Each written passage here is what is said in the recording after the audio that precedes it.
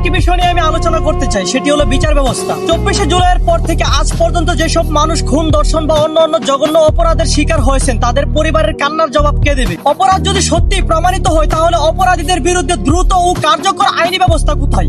মাননীয় স্পিকার, আইনের শাসন তখনই প্রতিষ্ঠিত হয় যখন অপরাধীদের পরিচয় নয়, অপরাধই বিচার হয়। মানুষ প্রতিশোধ চায় না, মানুষ চায় ন্যায় বিচার। কিন্তু দুঃখের বিষয় হলো আজ পর্যন্ত কয়েক শতাধিক ঘটনা ঘটার পরেও কেন কোনো আইন তাদেরকে ফাঁসির আওতায় আনতে পারলো না? আর যে দেশের আইন অপরাধীদের সঠিক বিচার ও শাস্তি দিতে পারে না, তাহলে এই দেশে আইনের কি দরকার? শ্রীলঙ্কার মতো দেশ আমাদের থেকে পিছিয়ে থাকার কথা, কিন্তু তারাও আমাদের থেকে ডেভেলপ কেন জানেন? কারণ তাদের দেশের জনগণের প্রথম বর্ষই হলো আইন, আর তারা সেটা ফলোও পায়, তাই তাদের দেশ এত উন্নত। অন্য দেশে একজন মানুষ যদি আরেকজন মানুষকে নিজের স্বার্থের জন্য মেরে ফেলে, সেই দেশের আইন তাকে সঠিক বিচার করে ফাঁসির আওতায় আনে। আর আমাদের দেশে একাধিক মার্ডারের অভিযুক্ত অপরাধী নিশ্চিত হওয়ার পরও সে বেঁচে যায়, কারণ তার পিছনে মামা খালুর অভাব নাই।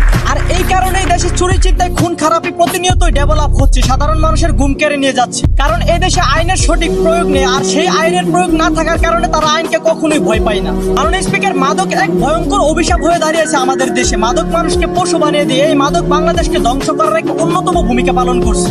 কিন্তু আমরা মাদক কিছুতেই বন্ধ করতে পারতেছি না, কারণ যারা মাদক বন্ধ করবে তারা যদি সঠিক অ্যাকশন নিয়ে মাদক বন্ধ করে দেয় তাহলে তার লন্ডনে বাড়ি রাখা সম্ভব হবে না। কিছু নেতা নামক চোরেদের জন্য, কিছু আইনের পোশাক পরা কুলাঙ্গারদের জন্য এই মাদক কারবারিরা আজকে পার পেয়ে যাচ্ছে। আর মাদক কারবারিদের যদি দমন না করতে পারেন তাহলে এই দেশকে কখনোই শান্তি এবং মাদক মুক্ত করতে পারবেন না। মাননীয় স্পিকার, রাত 12টায় পুকুর পাড়ে দেখা করলে মিলবে ফ্যামিলি কার্ড, এমনই এক অভিযোগ করলেন হতদরিদ্র এক নারী। শুধু এটা নয়, এমন ঘটনা এই সোনার বাংলায় প্রতিনিয়তই ঘটছে। অসহায় দরিদ্র মানুষগুলোকে সহায়তার প্রবলন দেখিয়ে অনৈতিক কার্যকলাপ করছে কিছু নেতা নামক চোরেরা, যারা দেশের ন্যায় বিচার প্রতিষ্ঠাতা করবে, অন্যায়ের বিরুদ্ধে লড়বে, আজ তারাই অনৈতিক কার্যকলাপে জর্জরিত। মাননীয় স্পিকার, একটি দেশের প্রধানমন্ত্রী কখনোই তার নিজের দেশের খারাপ চায় না, কিন্তু মাঠ পর্যায়ে দায়িত্বপ্রাপ্ত কিছু নেতাকর্মী বা প্রভাবশালী ব্যক্তি ক্ষমতার অপব্যবহার করে, তাহলে তার দায় সমালোচনার শেষ পর্যন্ত সরকারের দিকে যায়। মাননীয় স্পিকার, অতীত থেকে আমাদের শিক্ষা নিতে হবে, জনগণের আস্থা হারিয়ে গেলে কোনো সরকারি শক্ত অবস্থানে থাকতে পারে না। তাই আমরা চাই না ভবিষ্যতে আবার এমন কোনো পরিস্থিতি তৈরি হোক যেখানে জনগণ আর রাষ্ট্রের মধ্যে দূরত্ব বেড়ে যায়। মাননীয় প্রধানমন্ত্রীর কাছে আমার বিনীত অনুরোধ, যদি কোথাও দলের নাম ব্যবহার করে কেউ অনৈতিক কার্যকলাপ, দুর্নীতি, চাঁদাবাজি বা সাধারণ মানুষের সঙ্গে অন্যায় করে থাকে,